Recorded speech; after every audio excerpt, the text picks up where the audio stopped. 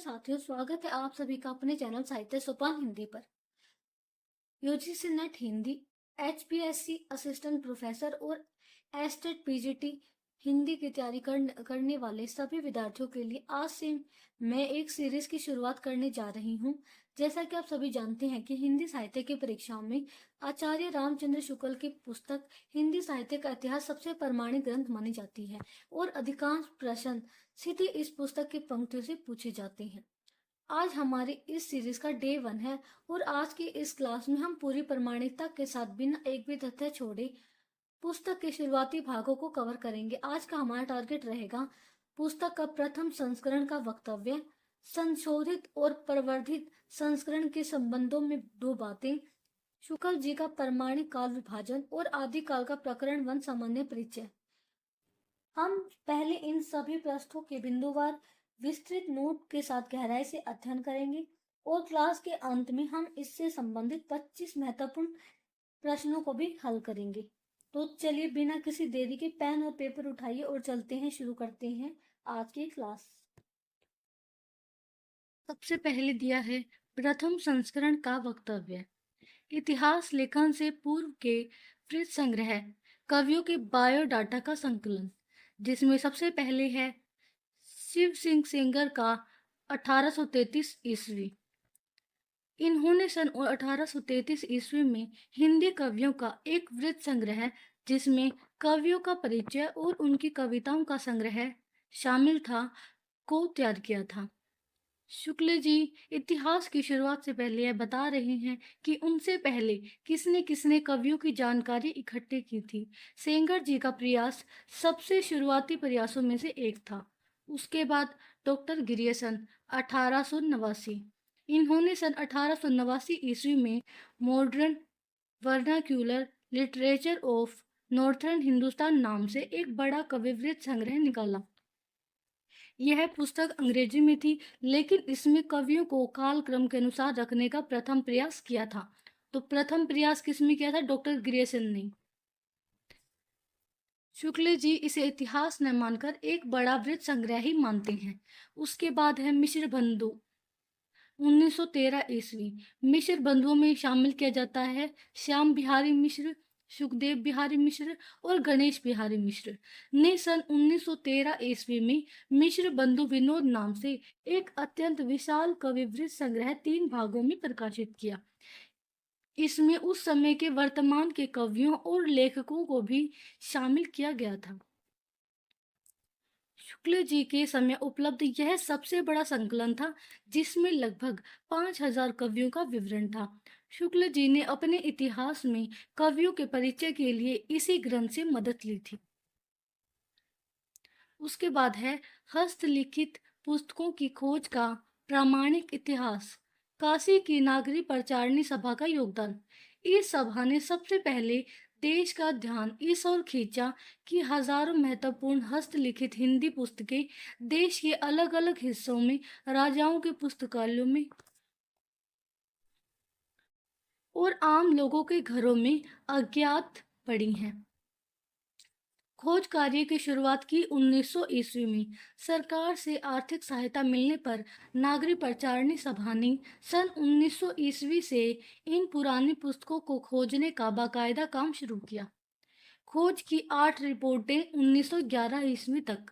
सन 1911 ईस्वी तक सभा ने अपनी 8 खोज रिपोर्टों में सैकड़ों ऐसे कवियों और उनके ग्रंथों का पता लगाया जिनके बारे में दुनिया को पहले कुछ भी नहीं पता था। मिश्र बंधुओं द्वारा इस सामग्री का उपयोग। मिश्र बंधुओं ने सन 1913 में मिश्र बंधु विनोद लिखा। उसमें नागरी प्रचारणी सभा द्वारा 1911 तक खोजी गई इसी सारी नई सामग्री का उपयोग किया गया था। शुक्ल जी यहाँ साफ कर रही हैं कि मिश्र बंधुओं के पास इतनी सामग्री कहाँ से आई। वह नागरी प्रचारणी सभा की सरकारी खोज का परिणाम थी। उच्च शिक्षा में इतिहास की आवश्यकता और शुक्ल जी के विचार। जब भारत के विश्वविद्यालयों में हिंदी की उच्च शिक्षा यानी एमए या हायर एजुकेशन की शुरुआत हुई, तब छात्रों और प्रोफेसरों दोनों को साहित्य के एक व्यवस्थित और प्रामाणिक इतिहास की बहुत कमी महसूस होने लगी। साहित्य के इतिहास की परिभाषा शुक्ल जी का दृष्टिकोण। साहित्य के इतिहास की परिभाषा शुक्ल जी का दृष्टिकोण। शुक्ल जी के अनुसार शिक्षित जनता की बदलती हुई प्रवृत्तियों यानी सोच, पसंद और माहौल के अनुसार हमारे साहित्य के स्वरूप में जो जो बदलाव आते हैं और जिन जिन बाहरी या आंतरिक प्रभावों के कारण काव्य की अलग अलग धाराएं जैसे सूफी, संत, राम भक्ति निकलती है, उन सब का सही तरीके से विश्लेषण करना ही सच्चा इतिहास है। वर्गीकरण की समस्या। शुक्ल जी के सामने पिछले 700-800 सालों की बहुत बड़ी संचित ग्रंथ राशि तो थी, लेकिन प्रवृत्तियों के आधार पर सामग्री को बांटने के लिए पहले से कोई निश्चित नियम या श्रेणियां तैयार नहीं थी। अब शुक्ल जी यहाँ स्पष्ट करते हैं वृत्त संग्रह और सच्चे इतिहास में अंतर। शुक्ल जी का मानना है अलग अलग शाखाओं के हजारों कवियों को केवल उनके जन्म या रचना के समय के हिसाब से एक धागे में पिरो देना केवल वृत्तमाला और वृत्त संग्रह कहलाता है, वह साहित्य का इतिहास नहीं बन सकता। शुक्ल जी का मूल आलोचनात्मक कथन सारे रचना काल को केवल आदि, पूर्व, मध्य, उत्तर इत्यादि खंडों में आंख मूंद कर बांट देना, यह भी न देखना कि खंड के भीतर क्या आता है क्या नहीं, किसी वृत्त संग्रह को इतिहास नहीं बना सकता। शुक्ल जी यहाँ सीधे मिश्र बंधुओं पर निशाना साध रहे हैं, जिन्होंने इतिहास को पूर्व काल, प्रौढ़ काल, उत्तर काल जैसे यांत्रिक खंडों में बिना किसी ठोस साहित्यिक आधार के बांट दिया था। इस पुस्तक के लिखने की पृष्ठभूमि। शुक्ल जी ने पुस्तक छपने से लगभग 5-6 साल पहले ही अपने कॉलेज के छात्रों को पढ़ाने के लिए कुछ शॉर्ट नोट्स बनाए थे। उन नोट्स में उन्होंने जनता की बदलती प्रवृत्तियों को ध्यान में रखकर काल विभाजन और काव्य की शाखाओं का एक कच्चा ढांचा तैयार कर लिया था। हिंदी शब्द सागर की भूमिका के रूप में लेखन। जब काशी नागरी प्रचारणी सभा का महान शब्दकोश हिंदी शब्द सागर पूरा हुआ, तो उसकी भूमिका के रूप में हिंदी भाषा और साहित्य का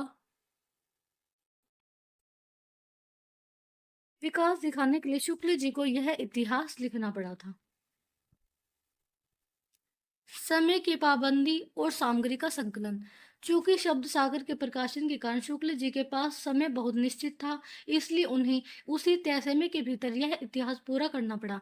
उन्होंने जितनी जरूरी सामग्री हो सकी उतनी इकट्ठे की और जहां कमियां थी वहां आवश्यक तथ्य जोड़कर इस कार्य को समय पर पूरा किया।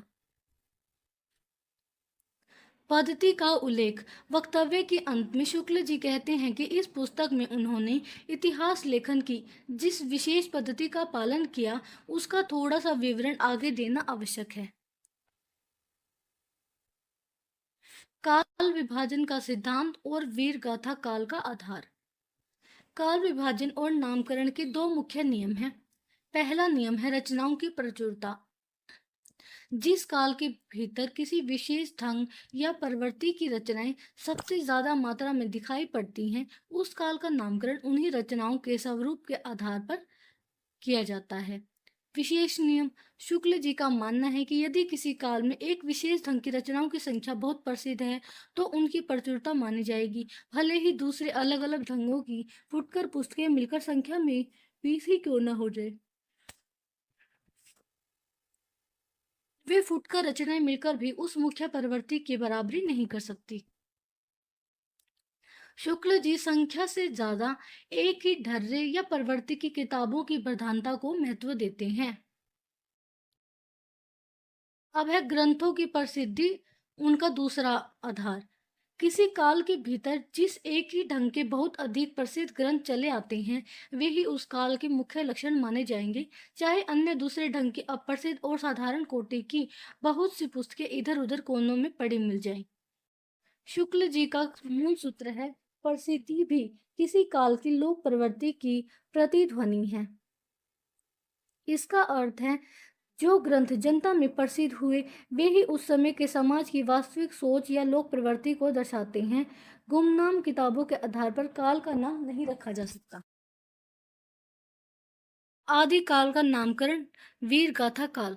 शुक्ल जी ने आदिकाल का नाम वीर गाथा काल इन्हीं दो आधारों पर रखा है। आदि काल के भीतर दो प्रकार की रचनाएं मिलती हैं, अपभ्रंश की रचनाएं और देश भाषा बोलचाल की रचनाएं। अपभ्रंश पुस्तकों पर शुक्ल जी का आक्षेप। अपभ्रंश की पुस्तकों में बहुत सी पुस्तकें जैनों के धर्म तत्व निरूपण से संबंधित हैं, यानी धार्मिक उपदेशों से संबंधित हैं, जो साहित्य की कोटि में नहीं आती।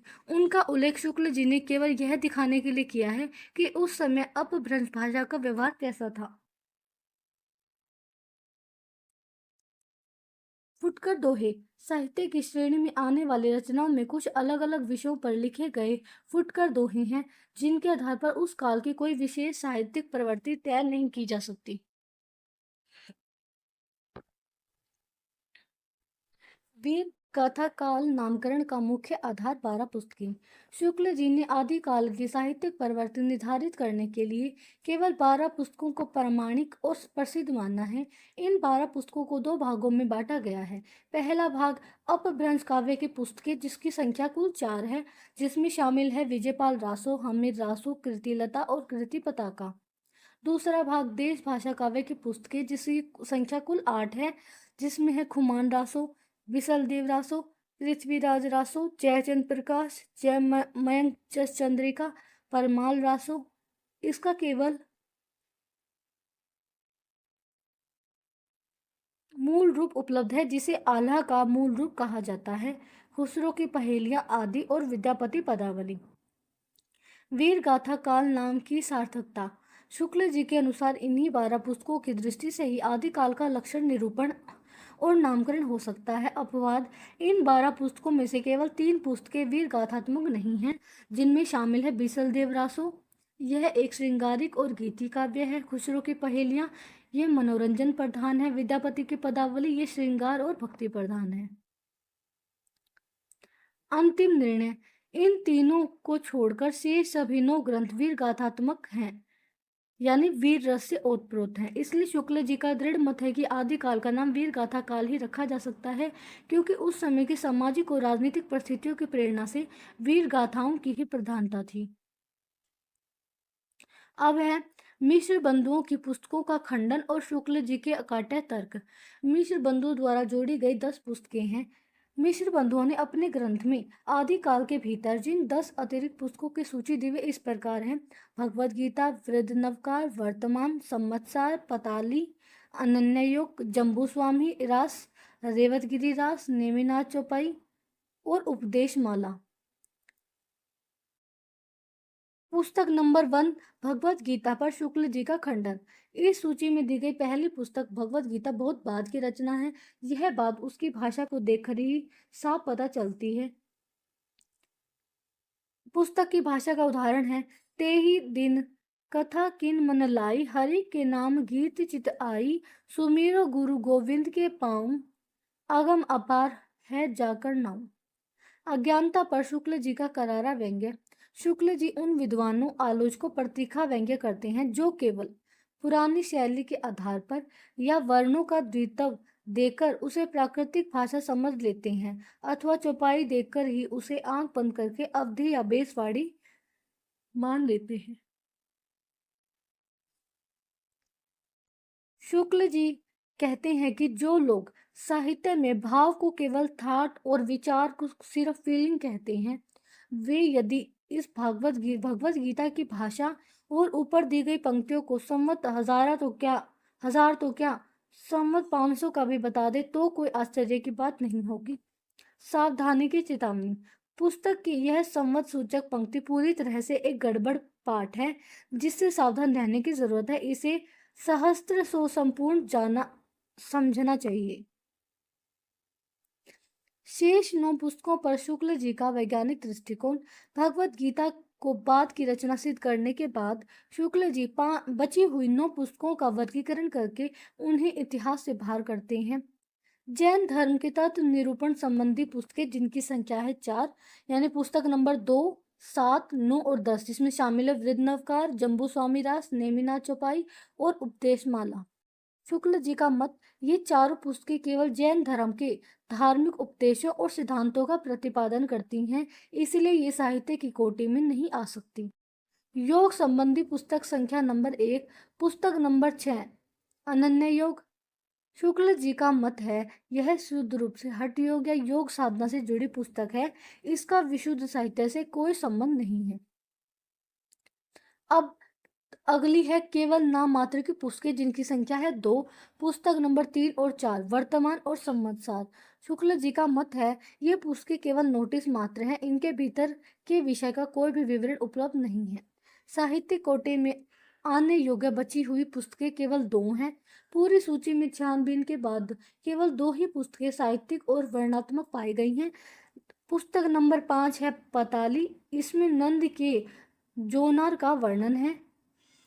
दूसरी है पुस्तक नंबर 8 रेवत गिरिराज, इसमें गुजरात के रेवत पर्वत का सुंदर वर्णन है। शुक्ल जी का अंतिम निष्कर्ष। शुक्ल जी कहते हैं कि मिश्र बंधुओं द्वारा दी गई इस नामावली से मेरे द्वारा किए गए काल विभाजन या नामकरण पर कोई अंतर नहीं पड़ता।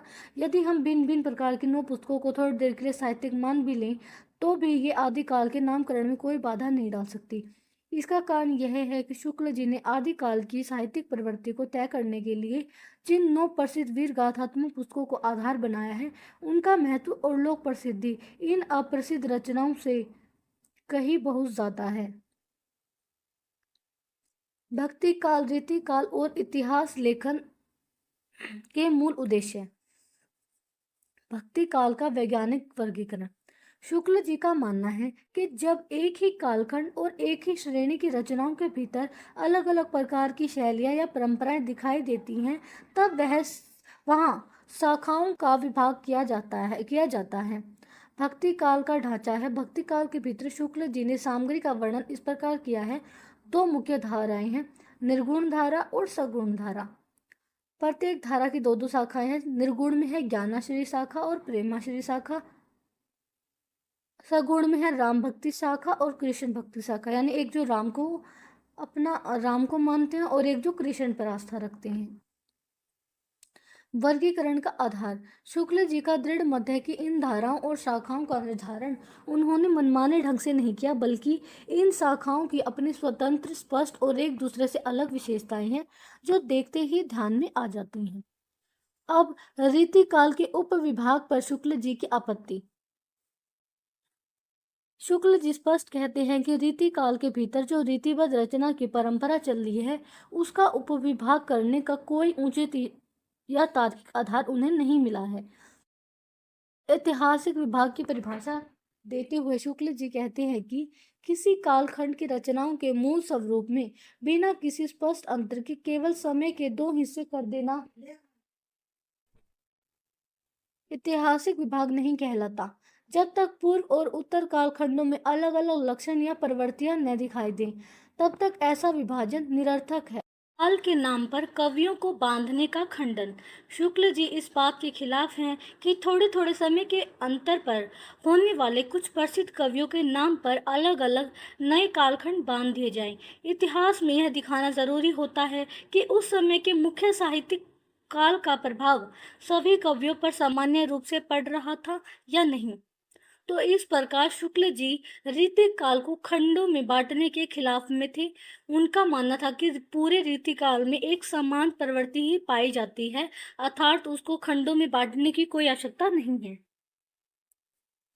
कवियों के परिचयात्मक विवरण और मिश्र बंधु विनोद का ऋण। कवि कीर्तन का विरोध। शुक्ल जी कहते हैं कि रीति काल के कवियों के परिचयात्मक वृत्तों, बायोडाटा या जीवन परिचय की गहरी छानबीन में वे अधिक नहीं डूबे हैं, क्योंकि उनका मुख्य उद्देश्य साहित्य के इतिहास का एक पक्का और व्यवस्थित ढांचा खड़ा करना था, न कि कवियों का कीर्तन या गुणगान करना। मिश्र बंधु विनोद से सामग्री ग्रहण। शुक्ल जी खुले दिल से स्वीकार करते हैं कि उन्होंने कवियों के परिचयात्मक विवरण मुख्य रूप से मिश्र बंधु विनोद से ही लिए हैं। विवरणों में संशोधन और परिष्कार। हालांकि उन्होंने अधिकांश विवरण मिश्र बंधु विनोद से लिए हैं, लेकिन कुछ कवियों के विवरण में उन्होंने सुधार और बदलाव भी किया है। शुक्ल जी ने विशेष रूप से इन 4 कवियों के नाम गिनाए हैं जिनके विवरणों में उन्होंने कुछ सुधार या बदलाव किया है। वो 4 हैं, ठाकुर, दीनदयाल गिरी, राम सहाय और रसिक गोविंद। उद्देश्यों की अड़गता। शुक्ल जी कहते हैं कि यदि इस काल के कुछ कवियों के नाम छूट गए हों या किसी कवि की मिली हुई पुस्तक का उल्लेख इतिहास में न हुआ हो, तो इससे उनकी मुख्य उद्देश्य साहित्यिक प्रवृत्तियों का ढांचा खड़ा करना को कोई नुकसान नहीं पहुंचता। वे यहाँ तक कहते हैं कि रीति काल के भीतर जितने कवि और ग्रंथ उन्होंने दिए हैं, वे भी जरूरत से ज्यादा मालूम हो रहे हैं। कवियों की साहित्यिक आलोचना पर शुक्ल जी का दृष्टिकोण। संक्षिप्त विचार केवल दिग्दर्शन है। रीति काल या किसी अन्य काल के कवियों की साहित्यिक विशेषताओं के संबंध में शुक्ल जी ने जो संक्षिप्त विचार पुस्तक में लिखे हैं, वे केवल दिग्दर्शन है, यानी एक झलक या गाइडलाइन मात्र है। इतिहास की पुस्तक की सीमा। शुक्ल जी का मानना है कि इतिहास की पुस्तक में किसी कवि की पूरी और मुकम्मल आलोचना नहीं आ सकती। यदि उन्हें किसी कवि की विस्तृत आलोचना लिखनी होगी, तो वे उसे एक स्वतंत्र प्रबंध या स्वतंत्र पुस्तक के रूप में लिखेंगे, जैसे उन्होंने जायसी, तुलसी और सूरदास पर स्वतंत्र आलोचनाएं लिखी थी। प्रसिद्ध कवियों का वर्णन। बहुत प्रसिद्ध कवियों के संबंध में ही उन्होंने थोड़ा विस्तार से लिखा है, और वहां भी मुख्य ध्यान कवि की विशेष प्रवृत्तियों को निर्धारित करने पर ही रहा है। उन्होंने साफ कहा है कि कुछ काव्य प्रवृत्तियों को उन्होंने रसोपयोगी साहित्य के लिए उपयोगी माना है और कुछ को बाधक कहा है। आधुनिक काल की सबसे प्रधान घटना। शुक्ल जी का अमर और प्रसिद्ध कथन। आधुनिक काल में गद्य का आविर्भाव सबसे प्रधान साहित्यिक घटना है। गद्य का विस्तार। इसी कारण शुक्ल जी को अपने इतिहास में गद्य के प्रसार और विकास का वर्णन विशेष विस्तार के साथ करना पड़ा है। अनेक रूपता का विकास। इस छोटे से आधुनिक कालखंड के भीतर साहित्य में जितनी अनेक रूपता, विविध विधाएं जैसे नाटक, निबंध, उपन्यास आदि का विकास हुआ, शुक्ल जी ने उन्हें शुरुआत से लेकर आगे की प्रवृत्तियों के साथ संक्षिप्त रूप में दर्ज किया है। पुस्तक का प्रकाशन। अपभ्रंश रचनाओं का सच और सहयोगी ग्रंथ। पुस्तक का प्रकाशन। अपभ्रंश रचनाओं का सच और सहयोगी ग्रंथ। वर्तमान लेखकों के संबंध में शुक्ल जी की दुविधा। बला मोल लेना। शुक्ल जी का मानना था कि वर्तमान लेखकों और कवियों के बारे में कुछ भी लिखना अपने सिर एक बला मोल लेना है, लेकिन सहयोगियों के दबाव के कारण उन्हें वर्तमान लेखकों की कृतियों का बहुत थोड़े और संक्षेप में विवेचन करना पड़ा। भूल और क्षमा प्रार्थना। पुस्तक को जल्दी में तैयार करने के कारण वर्तमान काल के कई प्रतिभाशाली लेखकों और कवियों के नाम छूट गए हैं, जिसके लिए शुक्ल जी ने उनके परिचितों से क्षमा मांगी है। मूल उद्देश्य। शुक्ल जी ने पुनः स्पष्ट किया है कि इस पुस्तक का उद्देश्य केवल कवियों और लेखकों के नामों की सूची बनाना नहीं था। उनका मुख्य ध्यान आधुनिक काल की सामान्य प्रवृत्तियों और लक्षणों को उभारने पर था। हिंदी साहित्य का इतिहास का मूल प्रकाशन।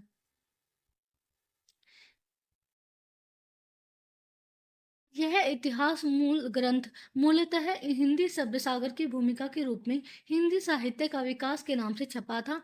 इसका प्रकाशन वर्ष है सन 1929 ईस्वी और जनवरी महीने में प्रकाशित होकर यह निकला था। जब इसे अलग से स्वतंत्र पुस्तक के रूप में छापा गया, तब इसमें बहुत सी नई बातें बढ़ाई गई। विशेष रूप से आदिकाल के भीतर अपभ्रंश की रचनाएं इसे स्वतंत्र संस्करण में शामिल की गई। अपभ्रंश को शामिल करने का कारण। ये रचनाएं हमेशा से भाषा काव्य के अंतर्गत ही मानी जाती रही हैं। काव्य परंपरा के बीच प्रचलित जनश्रुति के आधार पर ऐसे भाषा काव्यों के नाम गिनाए जाते हैं जो अपभ्रंश में हैं, जैसे कुमार पाल चरित और सारंगधर कृत, हमें रासो और प्राकृत पैंगलम का रहस्य। हमें रासो की स्थिति। शुक्ल जी साफ कहते हैं कि हमें रासो पुस्तक का आज तक कोई पता नहीं है, अर्थात यह मूल रूप से उपलब्ध नहीं है। खोज का आधार। शुक्ल जी को प्राकृत पिंगल सूत्र नामक ग्रंथ को उलटते पलटते समय उसमें हमीर के युद्धों के वर्णन वाले कई बहुत ही ओजस्वी पद और छंद उदाहरण के रूप में मिले हैं। यानी यहाँ पर शुक्ल जी कहते हैं कि हमें रासो कोई स्वतंत्र पुस्तक नहीं है, बल्कि उन्हें प्राकृत पिंगल सूत्र से कुछ पद मिले, जिस आधार पर उन्होंने इसकी खोज की। शुक्ल जी का निष्कर्ष। उन छंदों को देखकर शुक्ल जी को पूरा विश्वास हो गया कि ये पद सारंगधर के प्रसिद्ध हमीर रासों के ही हैं। सहयोगी ग्रंथ और लेखकों के प्रति आभार। आधुनिक शिष्टता के अनुसार शुक्ल जी ने इतिहास की सामग्री जुटाने में जिन ग्रंथों और विद्वानों से मदद ली, उनके प्रति आभार व्यक्त किया। पहला आभार व्यक्त किया है मिश्र बंधु विनोद के लिए। रीतिकाल के कवियों का परिचयात्मक विवरण लिखने के लिए इसके उत्साही और परिश्रमी संकलनकर्ताओं को धन्यवाद किया। हस्तलिखित पुस्तकों की खोज रिपोर्ट। हिंदी पुस्तकों की खोजों की रिपोर्टों से भी उन्हें समय समय पर बहुत सहायता मिली। बाबू श्याम सुंदर दास की पुस्तक। इनकी पुस्तक हिंदी कोविद रतनमाला से सहायता ली। पंडित राम नरेश त्रिपाठी की पुस्तक। इनकी पुस्तक कविता कौमुदी से मदद मिली। वियोगी हरि की पुस्तक। इनकी पुस्तक ब्रिज माधुरी सार से भी शुक्ल जी को बहुत कुछ सामग्री मिली। मित्रों का संयोग और शुक्ल जी का अनूठा व्यंग्य। पंडित केदारनाथ पाठक का योगदान। आधुनिक काल के प्रारंभिक प्रकरण लिखते समय शुक्ल जी को जिस कठिनता का सामना करना पड़ा, उसमें उनके बड़े पुराने मित्र पंडित केदारनाथ पाठक बहुत काम आए थे। कौन काम आए? पंडित केदारनाथ पाठक। धन्यवाद पर शुक्ल जी का अनूठा व्यंग्य। शुक्ल जी कहते हैं कि उन्होंने केदारनाथ पाठक को न तो आज तक किसी बात के लिए धन्यवाद दिया है और न अब देने की हिम्मत कर सकते हैं, क्योंकि पाठक जी धन्यवाद शब्द को आजकल की एक बदमाशी समझते हैं। यह पंक्ति परीक्षा में देकर पूछा जाता है कि शुक्ल जी का कौन सा मित्र धन्यवाद को आजकल की बदमाशी समझता था, तो इसका उत्तर होगा पंडित केदारनाथ पाठक। अब है प्रथम संस्करण का वक्तव्य समापन बिंदु। शुक्ल जी ने बहुत ही उदारता और विनम्रता के साथ स्वीकार किया कि इस बड़े इतिहास ग्रंथ को तैयार करने में उनसे कुछ भूलें या त्रुटियां हो सकती हैं। वे कहते हैं कि इस कार्य में उनसे जो भूलें हुई हैं, उनके सुधार की और जो त्रुटियां रह गई हैं, उनकी पूर्ति की वे पूरी आशा रखते हैं। अपराध के लिए क्षमा। वे लिखते हैं कि इस लेखन के दौरान जो भी कमियां या अनजाने में अपराध बन पड़े हैं, उनके लिए सुधी पाठकों और विद्वानों द्वारा क्षमा किए जाने की पूरी उम्मीद रखने के बाद ही वे अपने इस कठिन परिश्रम से कुछ संतोष लाभ कर सकते हैं। अब लास्ट में दिया है कि इस पुस्तक के लेखक का नाम रामचंद्र शुक्ल, स्थान काशी और तिथि है आषाढ़ शुक्ल 5, 1986 विक्रमी संवत। दोस्तों यहाँ पर ये विक्रमी संवत में दिया गया है। अगर हमें इसे ईस्वी में चेंज करना है तो हम 1986 में से 57 वर्ष को घटा देंगे, तो निकलेगा 1929 ईस्वी।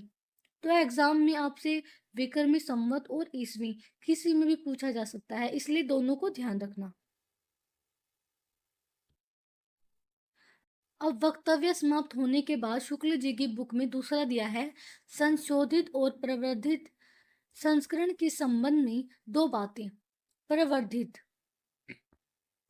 आदि काल में विस्तार, सिद्ध और नाथ परंपराएं। अब यहाँ पर शुक्ल जी ने जो संस्करण में जो भी बदलाव किए हैं उसके बारे में थोड़ा थोड़ा बताया है, तो चलो शुरुआत करते हैं। आदिकाल में विस्तार, सिद्ध और नाथ परंपराएं।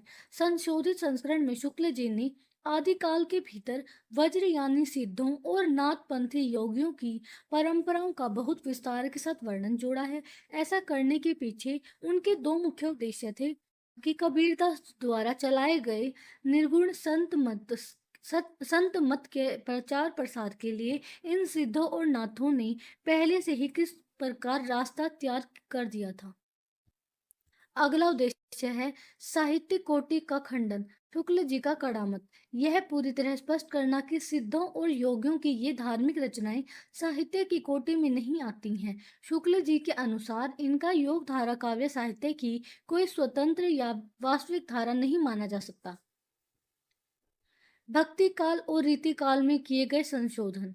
भक्ति काल के अंतर्गत संशोधित संस्करण में शुक्ल जी ने स्वामी रामानंद और नामदेव पर विशेष रूप से गहराई से विचार किया है, क्योंकि समाज में उनके संबंध में कई तरह की बातें और भ्रांतियां प्रचलित थी। रीतिकाल के अंतर्गत रीतिकाल के सामान्य परिचय में हिंदी के अलंकार ग्रंथों के परंपराओं का उद्गम कहाँ से हुई और उसका विकास कैसे हुआ, इसे और अधिक विस्तार से दिखाया गया है। इसके अलावा घनानंद आदि कुछ मुख्य और प्रसिद्ध कवियों का आलोचनात्मक परिचय भी इस संस्करण में विशेष रूप से बढ़ाया गया है। आधुनिक काल में गद्य का विकास और विलक्षण बाधाएं। खड़ी बोली के गद्य का नया स्वरूप। आधुनिक काल के भीतर खड़ी बोली गद्य के इतिहास को नई खोजी गई सामग्री की रोशनी में बिल्कुल नए रूप में सामने लाया गया है। हिंदी के मार्ग की विलक्षण बाधाएं। खड़ी बोली हिंदी के विकास मार्ग में समय समय पर जो अजीब और असाधारण रुकावटें आई, शुक्ल जी ने इस संस्करण में उनका सविस्तार उल्लेख किया है। समसामयिक साहित्य का आलोचनात्मक विवरण। पिछले संस्करणों में वर्तमान काल की केवल मुख्य प्रवृत्तियों का एक छोटा सा संकेत देकर छोड़ दिया था, लेकिन इस संशोधित संस्करण में शुक्ल जी ने समसामयिक साहित्य का अब तक का पूरा आलोचनात्मक विवरण जोड़ दिया है, जिससे आज तक के साहित्य की पूरी गतिविधि का सही परिचय मिलता है।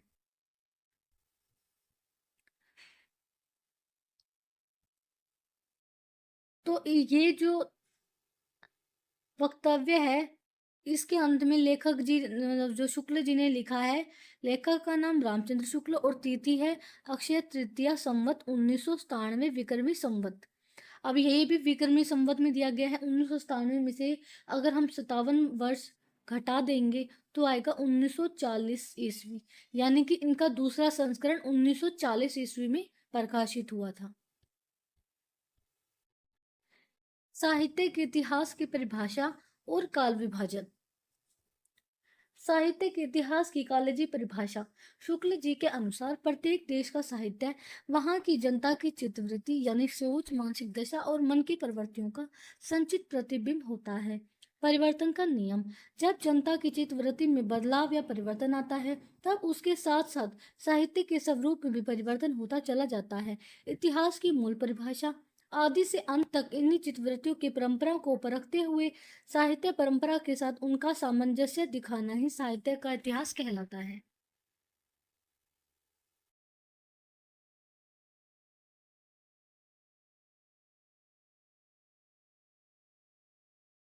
यहाँ पर शुक्ल जी स्पष्ट करते हैं कि चित्तवृत्ति को बदलने वाले चार मुख्य कारक हैं। पहला है राजनीतिक परिस्थिति, दूसरा सामाजिक परिस्थिति, तीसरा है सांप्रदायिक परिस्थिति और चौथा है धार्मिक परिस्थिति।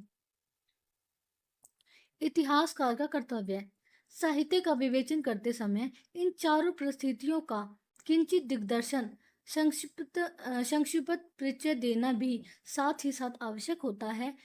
इतिहासकार को यह ध्यान रखना पड़ता है कि किसी विशेष समय के में लोगों के भीतर किस खास रुचि का फैलाव और पोषण किधर से और किस प्रकार हुआ, यानी इस बारे में भी लेखक को अपनी रचना में लिखना चाहिए। हिंदी साहित्य का प्रामाणिक काल विभाजन। शुक्ल जी ने उपर्युक्त व्यवस्था और परिस्थितियों के आधार पर हिंदी साहित्य के 900 वर्षों के इतिहास को चार स्पष्ट कालों में विभाजित किया। आदिकाल को उन्होंने वीरगाथा काल कहा, पूर्व मध्यकाल को भक्ति काल, उत्तर मध्यकाल को रीतिकाल, आधुनिक काल को गद्य काल। आदिकाल है 1050 से 1375 तक, पूर्व मध्यकाल है संवत 1375 से 1700 तक, उत्तर मध्यकाल है संवत 1700 से 1900 तक और आधुनिक काल है संवत 1900 से 1984 तक। यहाँ पर ध्यान देने वाली बात यह है कि शुक्ल जी ने हर काल का एक अलग नाम रखा है। एक नाम विकास क्रम के आधार पर और दूसरा नाम उस काल की प्रधान साहित्यिक प्रवृत्ति के आधार पर। और इन्होंने जो समय दिया है वो विक्रमी संवत में है। अब है काल विभाजन और प्रवृत्तियों को समझाने का विशेष नियम। शुक्ल जी स्पष्ट करते हैं कि इन कालों का नामकरण उस समय की विशेष प्रवृत्ति के आधार पर किया गया है, लेकिन इसका यह अर्थ बिल्कुल नहीं निकालना चाहिए कि उस काल में किसी और प्रकार की रचनाएं लिखी ही नहीं जाती थी।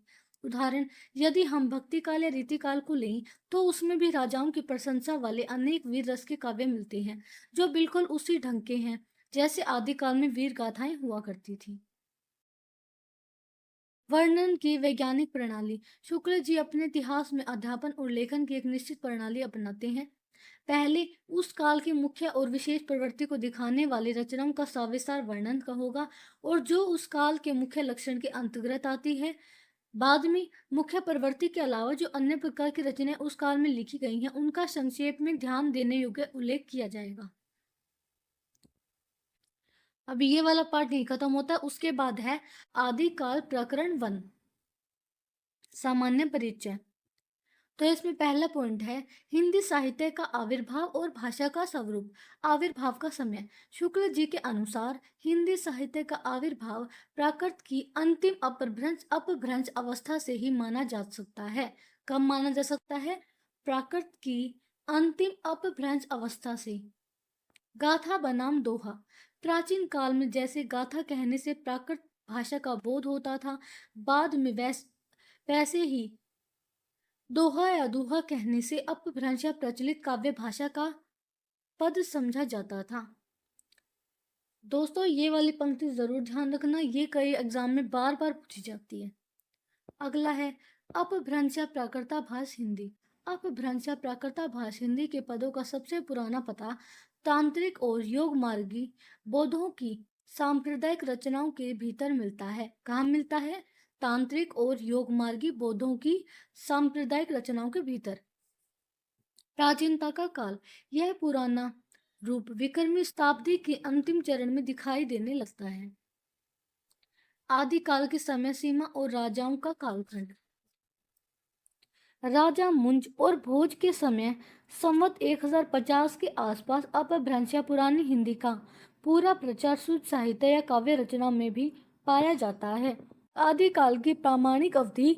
इसी आधार पर शुक्ल जी ने हिंदी साहित्य के आदिकाल का समय संवत 1050 से लेकर संवत 1375 यानी महाराजा भोज के समय से लेकर हामिर देव के समय के कुछ पीछे तक माना है। जनश्रुति का खंडन। जनश्रुति इस काल के आरंभ को और पीछे ले जाती है। शिव सिंह सेंगर के ग्रंथ शिव सिंह सरोज के अनुसार संवत 1770 में भोज के पूर्व पुरुष राजा मान के सभापद पुष्य या पुंड नामक किसी बंदी जन का दोहों में एक अलंकार ग्रंथ लिखना बताया जाता है। शुक्ल जी का मत। शुक्ल जी स्पष्ट कहते हैं कि इस बात का कहीं भी कोई प्रमाण उपलब्ध नहीं है। शुरुआती 150 वर्षों की अनिर्दिष्ट लोक प्रवृत्ति। आदिकाल की इस लंबी परंपरा के बीच शुरुआती प्रथम 150 वर्ष के भीतर रचना की किसी एक विशेष साहित्यिक प्रवृत्ति का निश्चित नहीं हो पाता है। इन 150 वर्षों में धर्म, नीति, श्रृंगार और वीर सभी प्रकार की रचनाएं दोहों के रूप में मिश्रित मिलती है। तो इसलिए इसे किसी एक प्रवृत्ति को आधार नहीं माना जा सकता है, क्योंकि यहाँ पर अलग अलग धर्म, नीति, श्रृंगार और वीर सभी प्रकार की रचनाओं का मिश्रित रूप शामिल था। मुसलमानों के आक्रमण और चारण काल की शुरुआत। इस अनिर्दिष्ट लोक प्रवृत्ति के बाद जब भारत पर मुसलमानों की चढ़ाइयों का दौर शुरू होता है, तब से हिंदी साहित्य की प्रवृत्ति एक विशेष रूप में बनती दिखाई देती है। कब बनती दिखाई देती है? जब मुसलमानों का आक्रमण का दौर शुरू होता है। राजा आश्रित कवि और चारण परंपरा।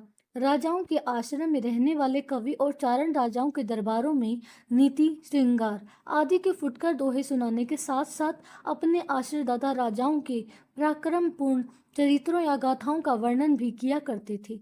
रासो परंपरा और वीर गाथा काल। यही प्रबंध परंपरा कवियों के बीच रासों के नाम से जानी जाती है। इसी रासो काव्य परंपराओं को मुख्य लक्ष्य बनाकर शुक्ल जी ने इस पूरे काल को वीर गाथा काल कहा है। अपभ्रंश भाषा की विशेषताएं और रूढ़ियां। साहित्यिक सामग्री का वर्गीकरण। इस आदिकाल से जो भी साहित्यिक सामग्री प्राप्त होती है उसमें कुछ सामग्री असंदिग्ध यानी पूरी तरह प्रमाणिक है और कुछ विवादित है।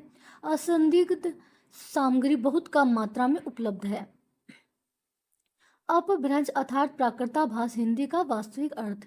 इसकी भाषा प्राकृत की रूढ़ियों में बहुत कुछ बंधी हुई हिंदी है। इसका तात्पर्य यह है कि यह उस समय की ठीक बोलचाल की भाषा नहीं है, बल्कि उस समय के कवियों की साहित्यिक भाषा है। भाषा की प्राचीनता और रूढ़ियाँ। कवियों ने काव्य परंपरा का पालन करने के लिए साहित्यिक प्रवृत्ति के प्राकृत के पुराने शब्दों को तो अपनाया ही था, साथ ही साथ विभक्तियां, कारक चिन्ह और क्रियाओं के रूप आदि भी बहुत कुछ अपने समय से कई 150 वर्ष पुराने रखे थे। बोलचाल बनाम साहित्यिक भाषा। उस समय की जो वास्तविक बोलचाल की भाषा थी वह समय के साथ घिस घिसाकर बिल्कुल बदल चुकी थी, जबकि कवियों की साहित्यिक भाषा पुरानी रूढ़ियों से युक्त थी।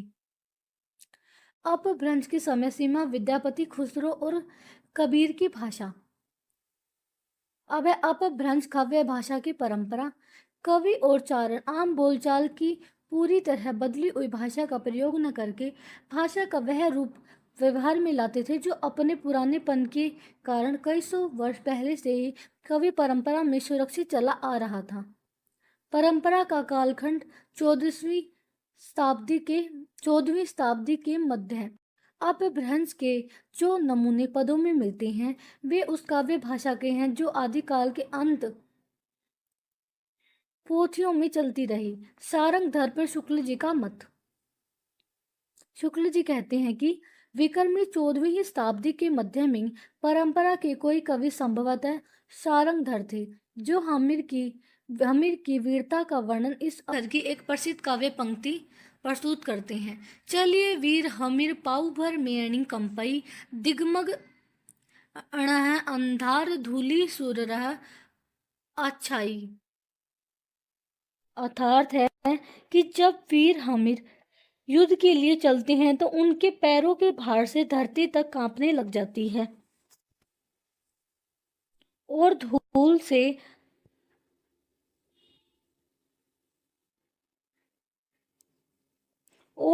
से आकाश और दिशाएं अंधी दिखाई देने लगती हैं। अब अमीर खुसरो की खड़ी बोली और बोलचाल की भाषा। खड़ी बोली का आरंभ। एक तरफ जहां सारंगधर अपभ्रंश लिख रहे थे उसी कालखंड में दूसरी ओर अमीर खुसरो दिल्ली में बैठे हुए ठेठ बोलचाल की भाषा यानी खड़ी बोली और ब्रज के मिश्रण में अपनी प्रसिद्ध पहेलियां और मुकरियां कह रहे थे। इनकी एक प्रसिद्ध पंक्ति का उदाहरण है, एक नार ने अचरज किया सांप मार पिंजरे में दिया। अब है 15वीं शताब्दी में भाषा के दो रूप, एक तो विद्यापति और एक कबीर। विक्रमी 15वीं शताब्दी में भाषा के दो रूप स्पष्ट रूप दिखाई देते हैं, जहां एक तरफ पुरानी प्राकृताभास काव्य भाषा चल रही थी और दूसरी तरफ बोलचाल की भाषा। अब यहाँ पर शुक्ल जी स्पष्ट करते हैं कि विद्यापति का दोहरा भाषा व्यवहार। विद्यापति ने बोलचाल की मैथिली के अतिरिक्त पुरानी ढंग के प्राकृताभास पुरानी काव्य भाषा यानी अवहट्ट में भी रचनाएं की। उन्होंने मैथिली और अवहट्ट में भी रचनाएं की। विद्यापति की अपभ्रंश अवहट्ट पंक्ति का उदाहरण है, बालचंद बिजावई भाषा दूहु नहीं लगई दुज्जन हासा। एग्जाम में पूछा जा सकता है कि ये पंक्तियां किस रचना से हैं, तो ये विद्यापति की कृतिलता से है। अब वो कबीर की भाषा के बारे में कहते हैं कि कबीर दास की अटपटी बानी यानी उनकी भाषा को उन्होंने सद्दुकड़ी कहा है। इसी 15वीं शताब्दी में कबीर दास अपनी प्रसिद्ध अटपटी बानी और सद्दुकड़ी भाषा लोक प्रचलित बोलचाल की बोली में सुना रहे थे। कवि की भाषा का उदाहरण है, अगिनी जो लागी नीर में कंदो जलिया जारी उत्तर दक्षिण के पंडिता रहे विचारी विचारी।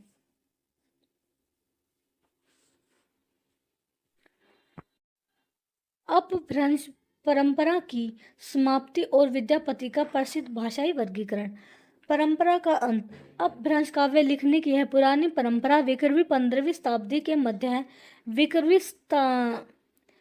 के मध्य तक चलती रही। कब तक चलती रही? 15वीं शताब्दी के मध्य तक। एक ही कवि की दो भाषाएं। अकेले विद्यापति ही ऐसे कवि हैं जिन्होंने एक ही समय में दो प्रकार की भाषाओं का खुलकर व्यवहार किया है। उन्होंने दो भाषाएं कौन सी ली? एक तो पुरानी अपभ्रंश भाषा साहित्यिक रचना के लिए और बोलचाल की देसी भाषा जनता के लिए। भाषा भेद पर विद्यापति का अमर और विश्व प्रसिद्ध कथन है। विद्यापति ने अपभ्रंश और देसी भाषा के इस अंतर को बहुत स्पष्ट रूप से इन पंक्तियों में सूचित किया है। देसिल बना सब जन मीठा ते तेसन जंपऊ अवहट्टा। इसका अर्थ है कि देसी भाषा बोलचाल की भाषा सब लोगों को बहुत मीठी और प्रिय लगती है, इसलिए मैं उसी ढंग की अपभ्रंश अवहट्ट भाषा में रचना करता हूँ। अब इसका समापन कहाँ पर होता है? शुक्ल जी की विद्यापति की प्रसिद्ध पंक्ति देसिल बहना सब जन मीठा का हिंदी गद्य में सटीक अर्थ समझाया है। देसी भाषा सबको मीठी लगती है, इससे वैसा ही अपभ्रंश में कहता हूँ। देसी भाषा शब्द का वास्तविक अर्थ। विद्यापति का वर्गीकरण। विद्यापति ने अपभ्रंश से अलग उस समय समाज में प्रचलित आम बोलचाल की भाषा को देसी भाषा नाम दिया है। इतिहास में शब्द का प्रयोग। आचार्य शुक्ल घोषणा करते हैं कि वे स्वयं भी पूरे इतिहास ग्रंथ में देसी भाषा शब्द का प्रयोग इसी अर्थ में जहाँ जहाँ जरूरत होगी आवश्यकता अनुसार करेंगे। अब अंत में जो है शुक्ल जी आदिकाल के अध्यायों की आगामी रूपरेखा स्पष्ट करते हैं। इस प्रकरण के बिल्कुल अंत में शुक्ल जी ने यह योजना बताई है कि वे आदिकाल के कवियों और रचनाओं का वर्गीकरण आगे आने वाले प्रकरणों में किस वैज्ञानिक क्रम से करने जा रहे हैं। अध्ययन की योजना। इस आदिकाल के प्रकरणों में शुक्ल जी सबसे पहले अपभ्रंश की रचनाओं का संक्षिप्त उल्लेख करेंगे। देसी भाषा का वर्णन। अपभ्रंश रचनाओं का पूरा भाषा का वर्णन। अपभ्रंश भाषाओं का पूरा लेखा जोखा करने के बाद ही वे देसी भाषाओं की रचनाओं का विस्तार से वर्णन करेंगे। शुक्ल जी ने आदिकाल में आगे चलकर प्रकरण 2 में अपभ्रंश काव्य रखा है और इसको उसके बाद प्रकरण 3 में देश भाषा काव्य को स्थान दिया है। यह शुक्ल जी के इतिहास लेखन की क्रमिक पद्धति है। तो दोस्तों आज के लिए इतना ही। अब हम अभी तक हमने जो जो पढ़ा है उससे रिलेटेड कुछ 25 क्वेश्चंस को कर लेते हैं, फिर मिलते हैं अगली वीडियो में। चलिए दोस्तों अब हम कुछ प्रश्नों को हल करते हैं। पहला क्वेश्चन है, आचार्य रामचंद्र शुक्ल ने अपने इतिहास ग्रंथ के वक्तव्य में शिव सिंह सेंगर के वीर संग्रह का प्रकाशन क्या माना है। इसका उत्तर है 1833 ईस्वी। सारे रचना काल को केवल आदि, मध्य, पूर्व, उत्तर इत्यादि खंडों में आंख मूंदकर बांट देना किसी वृत्त संग्रह को इतिहास नहीं बना सकता। आचार्य शुक्ल का यह आक्षेप मुख्य रूप से किस ग्रंथ पर है। तो इसका उत्तर है मिश्र बंधु विनोद। नागरिक प्रचारणी सभा ने सरकार की आर्थिक सहायता से हस्तलिखित पुस्तकों की खोज का कार्य किस वर्ष प्रारंभ किया। इसका उत्तर है 1900 ईस्वी। आचार्य रामचंद्र शुक्ल ने सन 1911 ईस्वी तक नागरिक प्रचारणी सभा की खोज की कितनी रिपोर्टों का उल्लेख अपने वक्तव्य में किया है। तो इसका उत्तर होगा 8। आचार्य रामचंद्र शुक्ल के अनुसार काल विभाजन और नामकरण का मुख्य आधार क्या होना चाहिए। रचनाओं की प्रचुरता और ग्रंथों की प्रसिद्धि। प्रसिद्धि भी किसी काल की लोक प्रवृत्ति की प्रतिध्वनि है। यह अत्यंत महत्वपूर्ण कथन शुक्ल ने किस परिप्रेक्ष्य में कहा है। काल विभाजन और नामकरण के नियम। आचार्य शुक्ल ने आदिकाल का नाम वीर गाथा काल रखने के लिए कितनी प्रसिद्ध पुस्तकों को आधार माना है। 12। शुक्ल जी द्वारा वीर गाथा काल के आधार स्तंभ माने गए ग्रंथों में अपभ्रंश काव्य के अंतर्गत कितनी पुस्तकें आती हैं। 4। निम्नलिखित में कौन सी रचना आचार्य शुक्ल के अनुसार आदिकाल के देश भाषा काव्य के अंतर्गत नहीं आती है। इसका उत्तर होगा हमें रासो। यह अपभ्रंश काव्य के अंतर्गत है। आदिकाल के नामकरण का आधार बनने वाली 12 पुस्तकों में से कौन सी 3 पुस्तकें वीर गाथात्मक नहीं हैं। तो इसका उत्तर होगा बिसलदेव रासो, खुसरो की पहेलियां और विद्यापति पदावली। मिश्र बंधु द्वारा आदिकाल के अंतर्गत गिनाई गई 10 पुस्तकों में से शुक्ल ने किन 2 ग्रंथों को वर्णनात्मक और साहित्यिक माना है। तो इसका उत्तर होगा पताली और रेवतगिरी रास। ते ही दिन कथा किन मन लाई, इन पंक्तियों का उदाहरण देकर शुक्ल जी ने मिश्र बंधुओं की सूची में शामिल किस पुस्तक को बहुत बाद की रचना सिद्ध किया है। भगवत गीता को। जो भाव को धाट और विचार को फीलिंग कहते हैं, यह प्रसिद्ध व्यंग्यात्मक कथन शुक्ल जी ने किस प्रकरण की पृष्ठभूमि में लिखा है। तो इसका उत्तर है प्रथम संस्करण का वक्तव्य। आचार्य शुक्ल ने रीतिकाल के कवियों के परिचयात्मक विवरण लिखने के लिए मुख्य रूप से किस ग्रंथ से सामग्री ग्रहण की। इसका उत्तर होगा मिश्र बंधु विनोद से। शुक्ल जी ने मिश्र बंधु विनोद से सामग्री लेते समय मुख्य रूप से किन 4 कवियों के विवरणों में परिवर्तन और परिष्कार किया। ठाकुर, दीनदयाल गिरी, राम सहाय, रसिक गोविंद। आधुनिक काल में गद्य का आविर्भाव सबसे प्रधान साहित्यिक घटना है। यह अमर कथन किसका है। आचार्य रामचंद्र शुक्ल का। हिंदी साहित्य का इतिहास मूलतः किस ग्रंथ की भूमिका के रूप में और किस मूल नाम से प्रकाशित हुआ? हिंदी शब्द सागर की भूमिका के रूप में हिंदी साहित्य का विकास नाम से प्रकाशित हुआ। शुक्ल जी की यह हिंदी इतिहास ग्रंथ हिंदी शब्द सागर की भूमिका के रूप में किस वर्ष और किस महीने में प्रकाशित हुआ? तो यह प्रकाशित हुआ जनवरी 1929 ईस्वी में।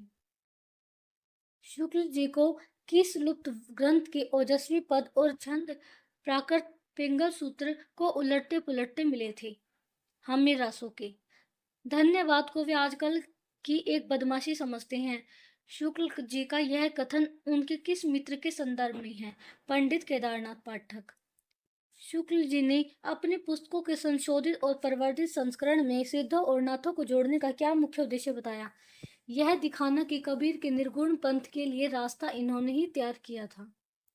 आचार्य शुक्ल के इतिहास के संशोधित और परिवर्तित संस्करण की भूमिका अक्षर तृतीया संवत 1997 किस ईस्वी सन में सामने आया? 1940 ईस्वी। प्रत्येक देश का साहित्य वहां की जनता की चित्तवृत्ति का संचित प्रतिबिंब होता है। यह विश्व प्रसिद्ध परिभाषा शुक्ल जी ने किस अध्याय शीर्षक के अंतर्गत दी? काल विभाजन। अब आगे के जो दो क्वेश्चन मैं अब आगे के जो दो क्वेश्चन अब जो लास्ट दो क्वेश्चन बचे हैं उनके आंसर मैं नहीं बताऊंगी, उनके आंसर आप लोग कमेंट बॉक्स में जरूर लिखना। तो 24 क्वेश्चन है। चलिए वीर हमीर पाऊ भर मेणी कंपई अपभ्रंश भाषा की यह प्रसिद्ध पंक्ति किस कवि की मानी जाती है? विद्यापति, सारंगधर, अमीर खुसरो या चंद्रबरदाई? आपके लिए अगला क्वेश्चन है।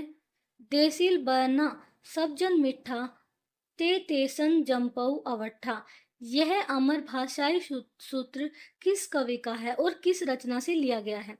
कबीरदास की बीजक रचना से, अमीर खुसरो की पहेलियों से, विद्यापति की कृतिलता से या चंद्रबरदाई के पृथ्वीराज रासो से? इन दो क्वेश्चन का जो आंसर है वो कमेंट बॉक्स में जरूर बताना। तो चलिए दोस्तों, आज की क्लास हमारी यहीं ख़त्म होती है। अब मिलते हैं अगली क्लास में। तब तक के लिए धन्यवाद।